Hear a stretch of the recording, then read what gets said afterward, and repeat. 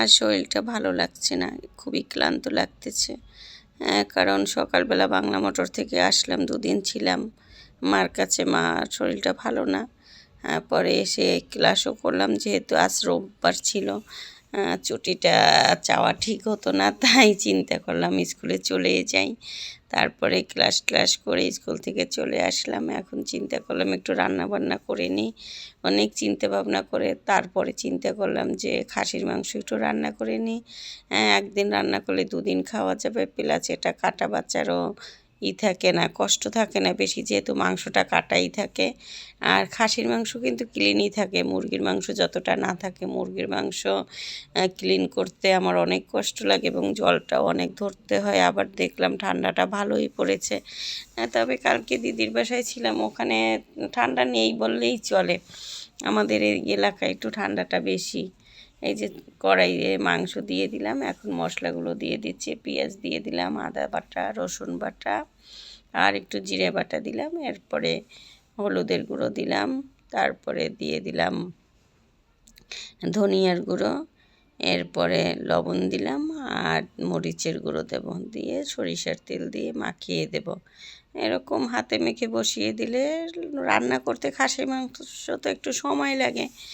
তবে গ্যাসের চুলায় সমস্যা নেই, বসিয়ে দেবো, আস্তে আস্তে ওর মনে হতে থাকবে আর আমি একটু এদিকে রেস্টও নিতে পারবো। তারপরেই দীপকে একটু নাস্তা তৈরি করে দিলাম, কারণ দুধটা বের করা হলো না, তাই ওকে একটু নুডলসও তৈরি করে দিয়েছিলাম। এই যে এখন মাংসটা ভালো করে মেখে বসিয়ে দেব। আর একটু ভাজি করব, কারণ এক টাইপের খাবারও ভালো লাগে না। তবে আর সেটা তোমাদের সাথে শেয়ার করলাম না। গ্যাসের পরিমাণটা আজকে একটু কমই ছিল, আবার ঠান্ডা পড়েছে তো। এর আগে মানে বৃহস্পতিবার দেখলাম ঠান্ডা মানে গ্যাসটা অনেক বেশিই ছিল, এখন আবার একটু কম, কিন্তু কম হলেও সমস্যা নেই। কারণ মাংস রান্না করতে তো আর বেশি জাল লাগে না, আস্তে আস্তে সিদ্ধ হতে থাকবে। তবে জায়ফল জত্রি কিনেছি, কিন্তু কেন জানি ওটা দেওয়ার কথা মনেও থাকে না, রান্নাবান্না যখন হয়ে যায় তখন মনে পড়ে। আর এই যে দেখো মাংসটা দিয়ে ভালো জলও বেরোয়েছে। মানে খাসির মাংস বেশি দিন ফ্রিজে না থাকলে ভালোই লাগে, কিন্তু বেশি দিন ফ্রিজে থাকলেই ওটা কেমন জানি হয়ে যায়, শক্ত হয়ে যায়, পরে আর ভালো লাগে না খেতে। যে আবার একটু ঢেকে দিলাম, মানে মাংসর স্বাদটা তখনই ভালো হয় যখন বেশি করে কষানো হয়। তাই একটু বারবার ভালো করে কষিয়ে নিচ্ছে আর ঢেকে ঢেকে দিচ্ছে। এই যে কষানো অলমোস্ট প্রায় হয়ে গেছে।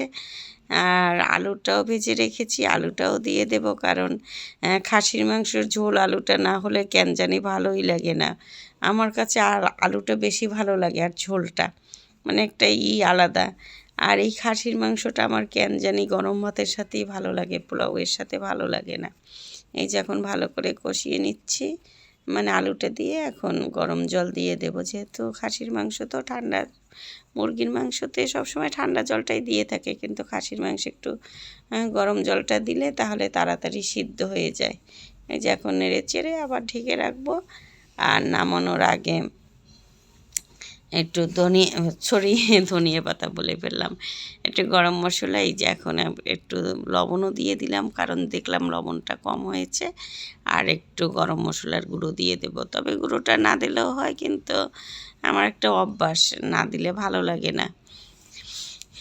এই যে এখন গুঁড়োটা দিয়ে দিলাম, দিয়ে একটু ঢেকে দেবো, তাহলেই আমার মাংস রেডি। তারপরে খাওয়ার পালা। আসলে রান্না করতে যতটা সময় লাগে খেতে কিন্তু তার 4 গুণের 1 গুণও সময় লাগে না।